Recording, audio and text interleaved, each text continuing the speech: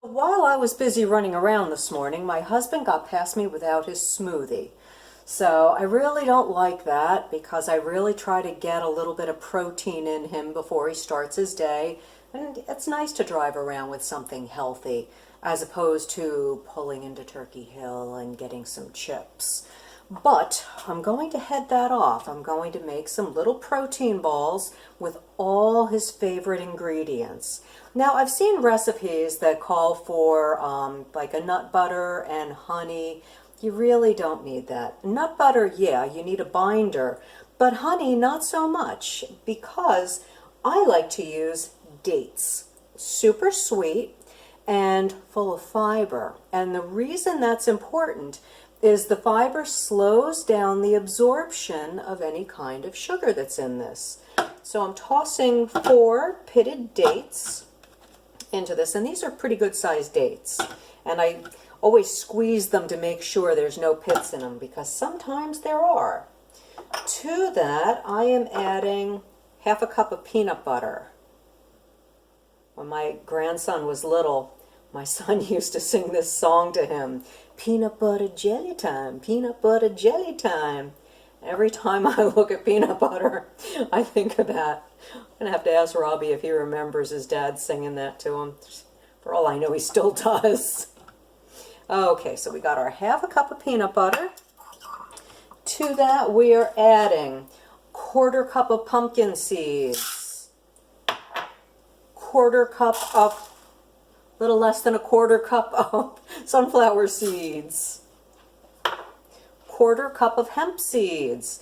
And this is, all of these have not only got a lot of protein, but they've also got your omegas, as does actually this is an 1/8 cup of chia seed and an 1/8 cup of flaxseed. I'm using less of those seeds because they've got nice binding properties and I don't want it to be too sticky.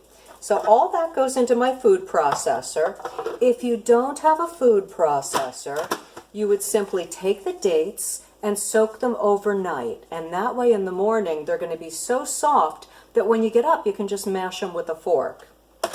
Now I'm going to turn this off so you don't have to listen to the food processor.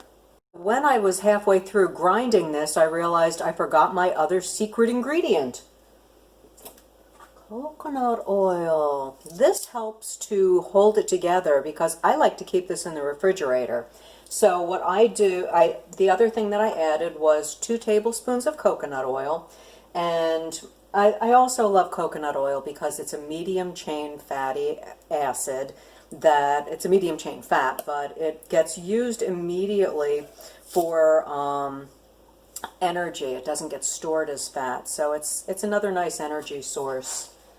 And I also poured out some coconut on a plate. Kind of hard to see that. There it is. So this is what it's going to look like when it's done. It looks grainy, but look what happens when I take a spoonful of this. It holds together beautifully. A perfect little ball that I can roll in coconut. And that will make it even more enticing for my husband, who you might notice I have a hard time sometimes getting him to eat right. Look how nice. So I'm going to do half of them rolled in coconut, and then for me, I'm going to roll the other half in sesame seeds, because that's what I like. And if you're pushed for time, the other thing you can do is just toss the ingredients together into a nice little trail mix and keep this near the door so that on your way out you grab something healthy. It's always important to be proactive and plan for days when you're going to be running around. So this is one of my quick go-to things that I like to have in the refrigerator so that if he is going past me with his briefcase, I can say, wait a minute, let me give you this, because I know I'm not going to be able to get him to slow down for a smoothie.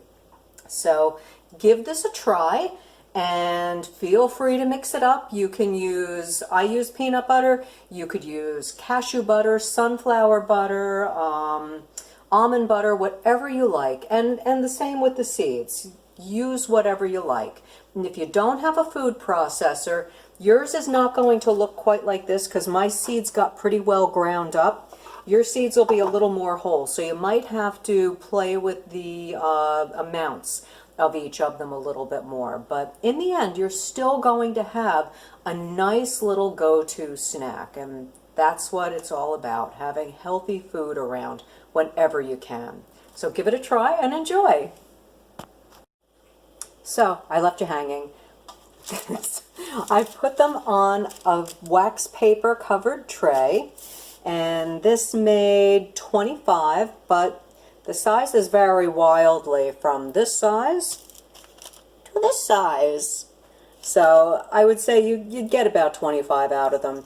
Now they're going to go into the refrigerator for an hour or two, and then I will be putting them, I don't have a container out, I will find a container that they will fit in, and they will sit in the refrigerator for whenever we want them. So now, enjoy. And you can find this recipe along with many others on my website, thehealthyfoodscientist.com. Have a great day.